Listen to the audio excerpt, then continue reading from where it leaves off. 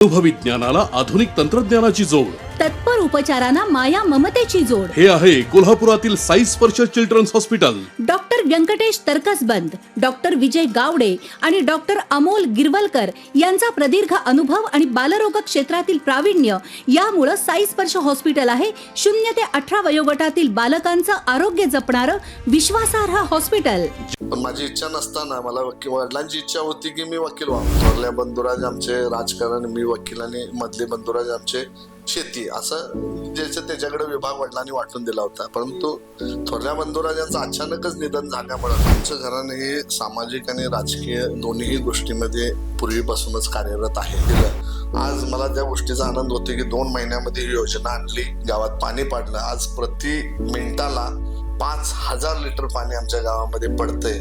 हे माझ्या आयुष्यातील अतिशय महत्वाचं आणि भाग्याचं काम असं मला या ठिकाणी नमूद करावं लागेल. राजकारण ही अशी गोष्ट आहे की यश मिळालं तर हरवून जायचं नसते, म्हणजे हरवून मरी होऊन जायचं नसते आणि अपयश झालं तरी खचून जायचं नसते. मला 1-2 वेळा अपयश आलं, मी खचून अजिबात गेलो नाही किंवा मी माझं होप्स सोडले नाहीत. मी समाजकारण, राजकारण या दोन्ही गोष्टीमध्ये अग्रेसिव्ह राहिलो, लोकांची कामं करत राहिलो.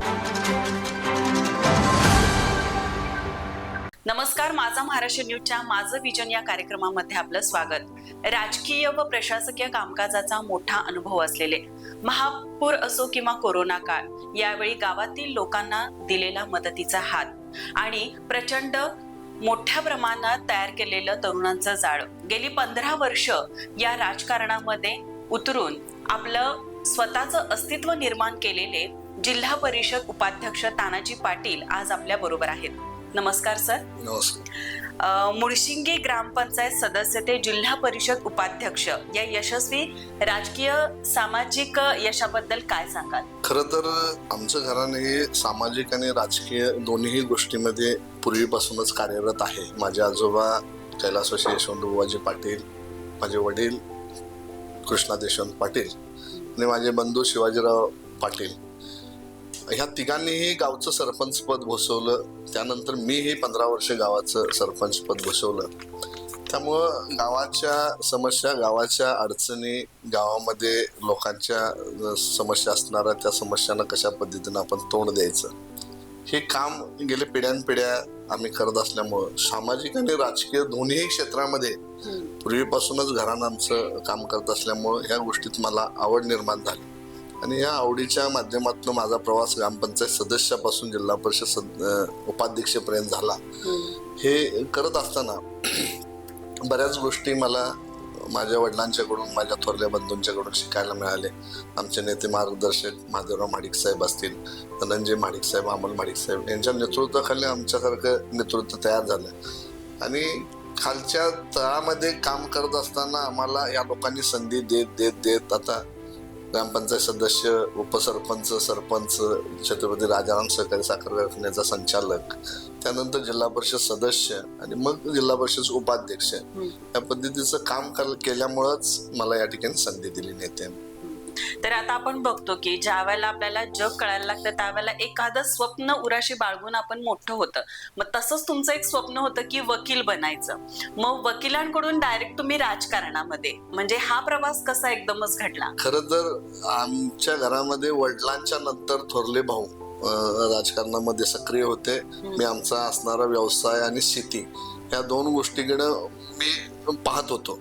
परंतु आमच्या बंधुराज कैलासवासी शिवाजीराव पाटील हे सरपंच असतानाच 2009 साली त्यांचं निधन झालं आणि त्यावेळी खऱ्या अर्थानं गावामध्ये आमच्या असणाऱ्या विविध सहकारी संस्था, दूध डेऱ्या, विकास सोसायटी आणि आमचा भक्कम असणारा गट आणि आमच्या घराण्यावर प्रेम करणारी गावातली लोक, या लोकांनी सांगितलं की काय नाही, आता घराण्यात कोणीतरी तयार झालं पाहिजे आणि वडिलांना विनंती केली. आमच्या सांगितलं की तानाजीरावांना यावेळी राजकारणात आता उतरूया आपण. पण माझी इच्छा नसताना मला वडिलांची इच्छा होती की मी वकील व्हावं. थोरल्या बंधुराज आमचे राजकारण, मी वकील आणि मधले बंधुराज आमचे शेती, असं ज्याचं त्याच्याकडे विभाग वडिलांनी वाटून दिला होता. परंतु थोरल्या बंधुराजांचं अचानकच निधन झाल्यामुळं माझ्या सगळ्या जे काही माझ्या मनामध्ये शैक्षणिक बाबतीत गोष्टी असतील किंवा वकील होण्याचं माझं स्वप्न होतं, त्याला फाटा देऊन मी अचानकपणे गावानं दिलेली जबाबदारी, कुटुंबानं सांगितलं, वडिलांनी सांगितलेला आदेश, या गोष्टी मान्य केल्या आणि मी राजकारणात 2010 साली सक्रिय झालो.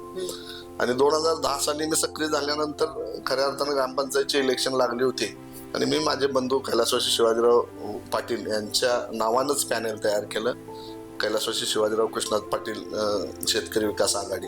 आणि त्यावेळी गावानं भरघोसून 100% आमचं पॅनेल निवडून दिलं आणि पहिल्याच टर्ममध्ये मला सरपंच पदाची संधी मिळाली गावानं. त्यामुळं गेले 15 वर्ष सलग माझी सत्ता गावानं निवडून दिल्यामुळे मला त्या ठिकाणी काम करायची संधी मिळते. म्हणजे तुमचं वकील होण्याचं स्वप्न जरी तुटलं असलं तरी राजकारणामध्ये तुम्ही जी ही उडी घेतलेली आहे त्यामध्ये तुम्ही खुश आहात? आहे, खऱ्या अर्थानं ही जबाबदारी म्हणून मी पार पाडतोय, स्वीकारलेली आहे.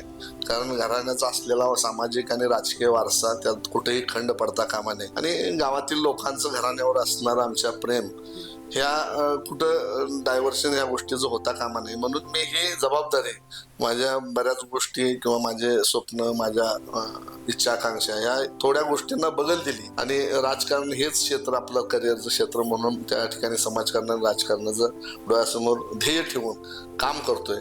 100% आपण ह्या गोष्टीला वाहून समर्पित केले आता 24 तास सेवा लोकांची. त्यामुळे तर आज मी जिल्हा परिषदच्या उपाध्यक्ष पदाच्या खुर्चीवर बसले. आता स्थानिक स्वराज्य संस्थेच्या निवडणुका ज्या वेळेला झाला त्यावेळेला तुमचा पराभव झाला, त्यानंतर तुमच्या पत्नींचा त्यावेळेला एक वेळेस पराभव झाला, पण तुम्ही खचला नाहीत. मग त्या गोष्टीतून तुम्हाला काय शिकायला मिळालं? खऱ्या अर्थानं दोन्ही वेळा इलेक्शन मी लढवत असताना त्यावेळी पराभवाला सामोरं गेलो, परंतु सामोरं गेलो असलो तरी गावात प्रचंड मोठ्या प्रमाणात आमचा गट, आमचे नेते माधवराव माडिक साहेब असतील, अमोल माडिक साहेब असतील, यांनी प्रचंड ताकद आणि एखादा कार्यकर्ता घडवण्यासाठी जे काय करावं लागतं ते लगेच त्यांनी आम्हाला ऊर्जा दिली. मला कारखान्याचं संचालक केलं.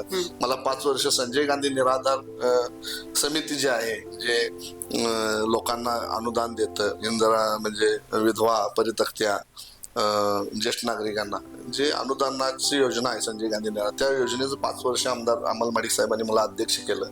त्यामुळं जरी मला काही गोष्टीमध्ये पराभव झाला असला तरी जिल्ह्याच्या तालुक्याच्या स्तरावर काम करण्याची संधी मात्र नेत्यांनी मला दिली.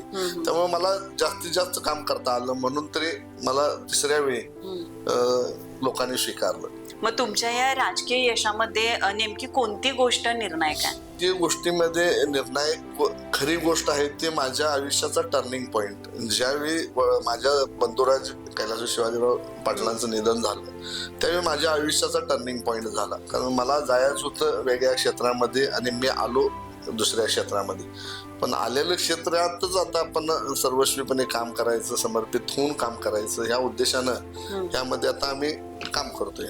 मग आतापर्यंतच्या सामाजिक म्हणा किंवा राजकीय कारकिर्दीत असं कोणतं विधायक काम केलेलं आहे म्हणजे जनतेनं त्याचं भरभरून कौतुक केलेलं आहे आणि तुम्हाला पण त्याचा आनंद आहे?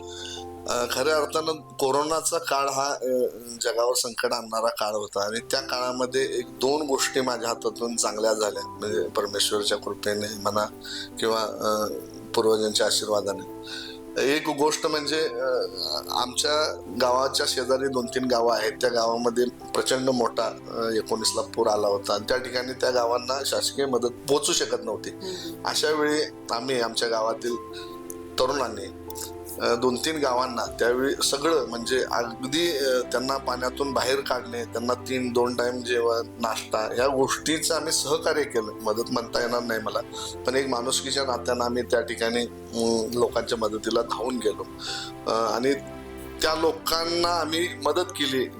सुमारे 1000 लोकांना ज्यावेळी अन्नदान आपण करतोय किंवा मदत करतोय, सहकार्य होते, ही माझ्या आयुष्यातली एक महत्वाची गोष्ट. आणि दुसरी गोष्ट, आमचं गडमुडशिंगी गाव, ज्या गावात मी जन्मलो, त्या गाव हे थोडंसं पाण्यापासून म्हणजे पाण्याचा सोर्स नाही आमच्या गावात, वंचित आहे. आणि आमच्या गावाला पाण्याचा सोर्स नसल्यामुळं एक गावाला पाणी मिळावं कायमस्वरूपी, खर्चाला असेल, प्यायला असेल आणि लोकांची जी प्राथमिक सोय व्हावी या उद्दिष्टानं मी सन 2021 साली म्हणजे कोरोनाचाच काळ संपत आलेला, त्या काळामध्ये पंचगंगा नदीवरून 1 फूट व्यासाची थेट पाईपलाईन आणली आणि ती थेट पाईपलाईन आणून मी 2 महिन्यामध्ये म्हणजे कोरोनाच्या कार्यकालामध्ये 2 महिन्यामध्ये ती थेट पाईपलाईन पंचगंगा नदीवरून गावात आणली आणि गावाचे गाव तलाव आणि आमच्या गावामध्ये असणारे जी गावाची ग्रामपंचायतची आड आहे त्या आडामध्ये ते पाणी सोडलं आणि गावातील आडातून लोकांना ते पाणी दिलं. आज मला त्या गोष्टीचा आनंद होतो की 2 महिन्यामध्ये ही योजना आणली, गावात पाणी पडलं. आज प्रति मिनिटाला 5,000 लिटर पाणी आमच्या गावामध्ये पडतंय. हे माझ्या आयुष्यातील अतिशय महत्वाचं आणि भाग्याचं काम असं मला या ठिकाणी नमूद करावं लागेल. आज लोक समाधान आहे पाण्याच्या बाबतीत. आमच्या गावात 24 तास पाणी आता अवेलेबल उपलब्ध आहे. आता तुमच्या घराण्याला तर पहिल्यापासून राजकारणाचा म्हणजे वारसा असल्यासारखंच आहे, पण तरुणांचं पण नेटवर्क तुम्ही असं खूप स्ट्रॉंग केलेलं आहे. म्हणजे युवकांमध्ये आपली एक वेगळी ओळख तुम्ही निर्माण केलेली आहे, याबद्दल काय सांगाल? मला लहानपणापासूनच म्हणजे मित्र जोडण्याची एक सवय आहे. अगदी म्हणजे शालेय अवस्थेमध्ये असू दे किंवा हायस्कूलच्या अवस्थे, कॉलेजच्या अवस्थेमध्ये असू दे, आणि बाहेर आता माडिक साहेबांचं आमच्या सर्कल असेल, राजकीय सर्कल असेल, यामध्ये माणसं जोडायचं आणि एकदा आपल्या सानिध्यात माणूस आला की तो कधी बाजूला जाता का म्हणे. त्यामुळे संघटन असतंय आणि लोकांच्या मदतीला एखादं आपण एक वेळ पडलो तर तो आयुष्यभर विसरत नाही. आमच्या गावात तरुणांची जी फळे आम्ही निर्माण केली किंवा उभी केली ती आमच्या विश्वासाच्या जोरावर केली किंवा लोकांच्या अडीअडचणीला मदतीला रात्री अपरात्री जावं लागतं त्यावेळी आम्ही हजर राहतोय. त्यामुळं लोक आमच्या विषयी वेळेला सांगेल त्या वेळेला ती हजर राहतात. त्यामुळं एक आमचं मैत्रीचं नातं झालं. आमचा जो गट आहे 200-300 मुलांचा, तो आमच्या मैत्री किंवा एकमेकांच्या स्वभावाच्या ह्यानं ते घट्ट झालेला आहे. म्हणजे राजकारणात येण्यापूर्वीपासूनच तुम्हाला अगदी सगळ्यांशी ओळख निर्माण करून. हो, संघटन मला पूर्वीपासूनच मैत्री आणि ग्रुप असणं. माझं कॉलेज लाईफचा वेगळा ग्रुप आहे. माझं शालेय शिक्षण म्हणजे गावात प्राथमिक शाळेत शिक्षण घेत होता तोही ग्रुप वेगळा आहे. ते मित्र सुद्धा अजून माझ्याशी जोडलेले आहेत. कॉलेज लाईफ मधले, हायस्कूल लाईफ मधले माझे मित्र अजून माझ्याशी जोडलेले आहेत. कॉलेज लाईफ म्हणजे ज्या क्षेत्रामध्ये मी पुढे आलोय तसे माझे एक मित्रांचे नातं जमवत गेलोय आणि त्याची मैत्री अजूनपर्यंत टिकून आहे. पण मला एक विचारायचं म्हणजे ते थोडंसं पर्सनल होईल. म्हणजे आता तुम्ही एक म्हणजे तुमच्याकडे आता एक खूप मोठी जबाबदारी आहे, म्हणजे जिल्हा परिषद उपाध्यक्ष म्हणून तुम्ही आता कामकाज पाहताय. मग हे मित्र परिवार आणि हे काम याचा ताळमेळ लागतो का? म्हणजे आता आधी तुम्ही कसं मित्रांशी बोलणं, त्यांच्या गाठीभेटी वगैरे होत असतील, पण आता ते संयोग जुळून येतात का? नाही, आता बऱ्याच आम्हाला मर्यादा आल्यात. काय झाले की पूर्वी ज्यावेळी गावामध्ये काम करत होतो सरपंच गावातलं त्यावेळी वेळ मिळत होता, परंतु आता जिल्ह्याची जबाबदारी दिली असल्या कारणानं सकाळी पासून संध्याकाळी आमचा कार्यक्रम किंवा आमचा प्रोग्राम एवढा व्यस्त असतोय की त्या मित्रांना भेटणं किंवा त्यांच्याशी गप्पा मारणं पूर्वीसारखे दिवस आता आम्हाला उपभोगता येत नाही.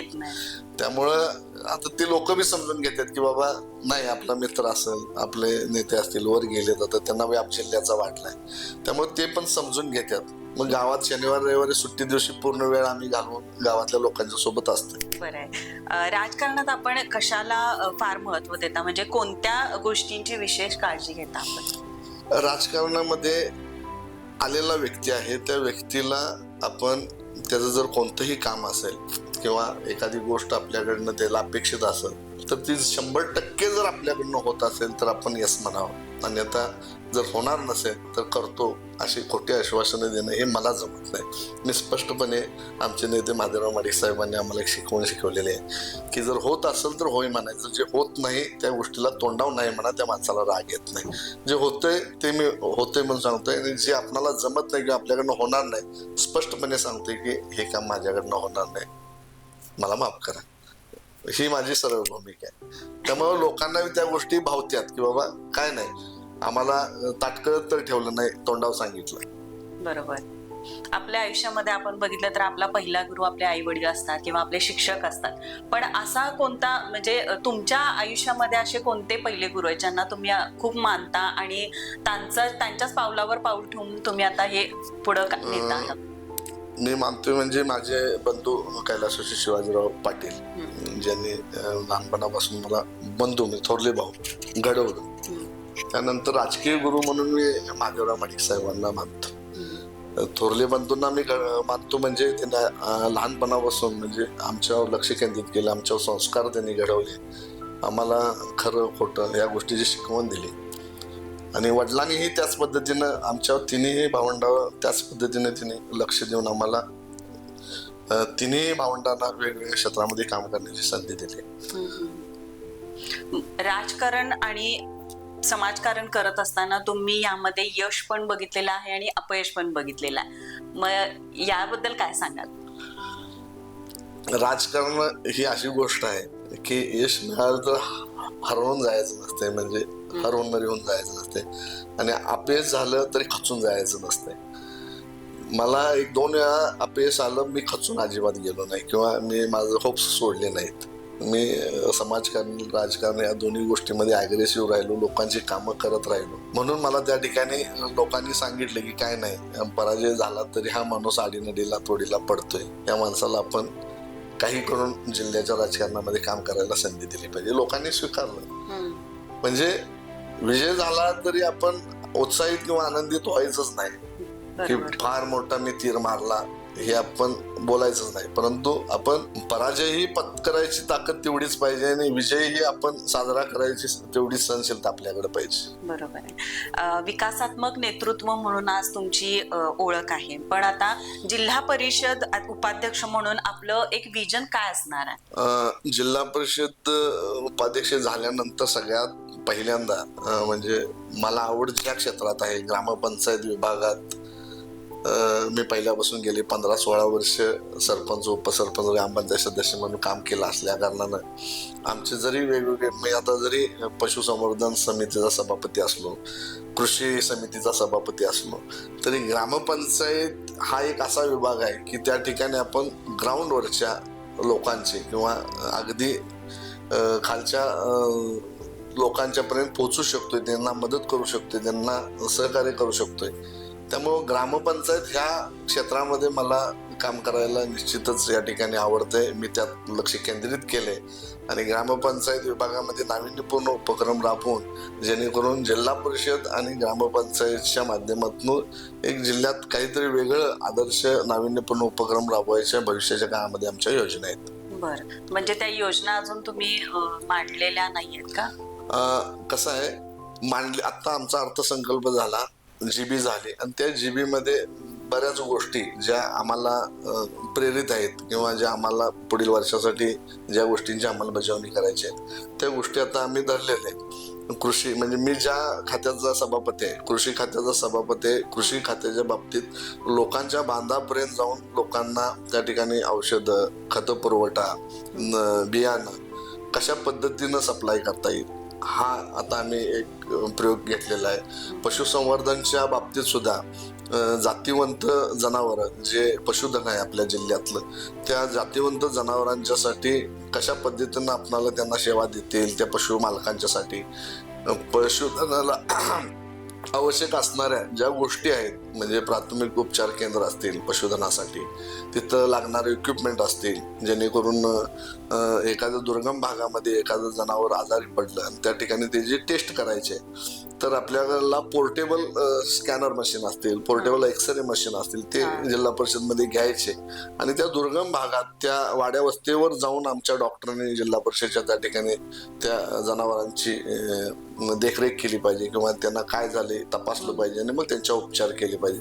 असे वेगळे वेगळे प्रयोग आम्ही आता जिल्हा परिषदमध्ये या दोन्ही विभागात मी आणलेत आणि ग्रामपंचायतच्या माध्यमातून सुद्धा येणाऱ्या काळामध्ये आता जिल्ह्यामध्ये तुम्ही दररोज एखाद्या वर्तमानपत्रामध्ये वाचताय की भटक्या कुत्र्यांचा प्रचंड आपल्याला या ठिकाणी सुसवाट बघायला मिळतोय. मॉर्निंग वॉकला जाणाऱ्या लोकांना त्रास होतोय.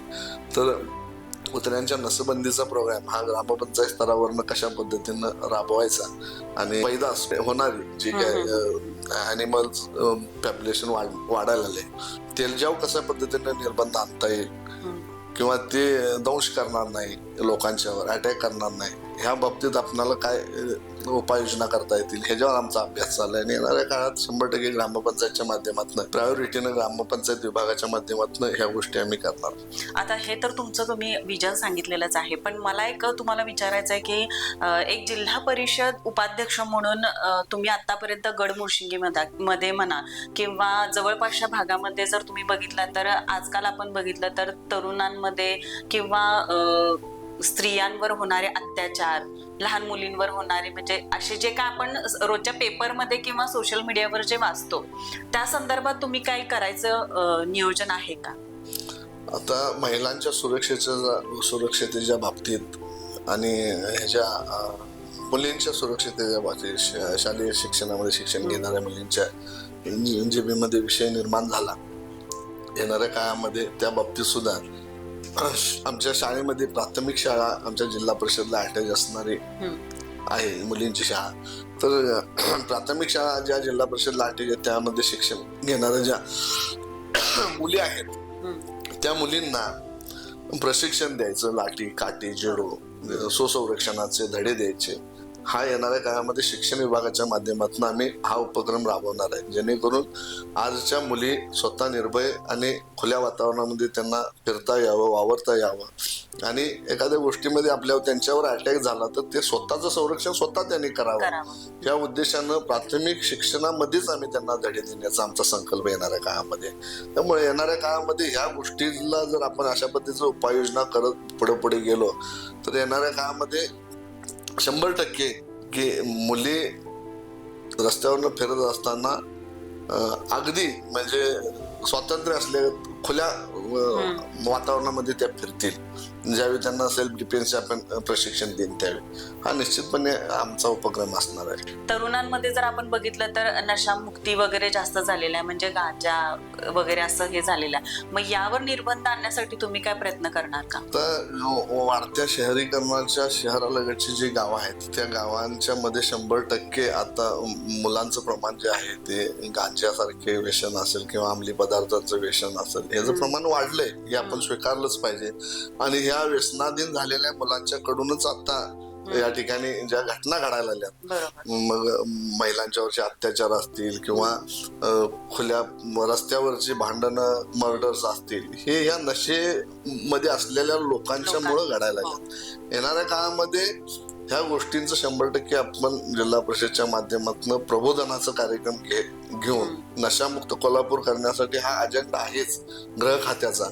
जिल्ह्याचे पोलीस प्रमुख असतील किंवा पोलीस खात्यानं हा जिल्हा नशामुक्त करायचा. राज्याचे मुख्यमंत्री देवेंद्रजी फडणवीस साहेबांनी सांगितले की कोणत्याही परिस्थितीत हा आपला महाराष्ट्र नशामुक्त झाला पाहिजे. आणि ह्या नशामुक्त करण्यासाठी जे काही प्रबोधन करावं लागणार आहे ग्रामस्तरावरून जिल्हा स्तरापर्यंत, तालुका स्तरावर जिल्हा स्तरावर, त्या प्रबोधनाचा एक अजेंडा तयार करून जिल्हा परिषदच्या माध्यमातून शाळा, कॉलेज, हायस्कूल्स असतील त्या ठिकाणी प्रबोधनाचं काम सुरू केल्याशिवाय ह्याच्यावर आळा बसणार नाही. आणि त्या नशेपासून होणारे दुष्परिणाम याच्यापासून तरुण वर्गाला दुसऱ्या बाजूला आपण परावर्तित केलं पाहिजे, तरच खऱ्या अर्थानं ह्या गोष्टी थांबल्या. या उपाययोजना भविष्याच्या काळामध्ये आम्ही करणार आहे. तर आज आपल्या बरोबर होते जिल्हा परिषद उपाध्यक्ष तानाजी पाटील आणि एकूणच त्यांनी आपल्याला माझं विजन या कार्यक्रमामध्ये त्यांचं विजन आपल्यापर्यंत पोहोचवलेलं आहे. ग्रामपंचायत पातळीवर तर त्यांचं विजन चांगलंच आहे, तसंच ते कृषीमध्ये आणि पशुसंवर्धनामध्येही त्यांचं विजन ते पूर्ण करणार आहे. स्त्रियांवर होणारे अत्याचार असतील किंवा तरुणांमध्ये वाढणारी व्यसनाधीनता असेल तर यावरही ते अनेक संकल्पना आणण्याचा प्रयत्न करणार आहेत. तर आज तर तुम्ही आम्हाला तुमचं विजन आमच्या समोर मांडलं आणि नक्कीच ते पूर्ण हो याबद्दल माझा महाराष्ट्राकडून तुम्हाला खूप साऱ्या शुभेच्छा. धन्यवाद.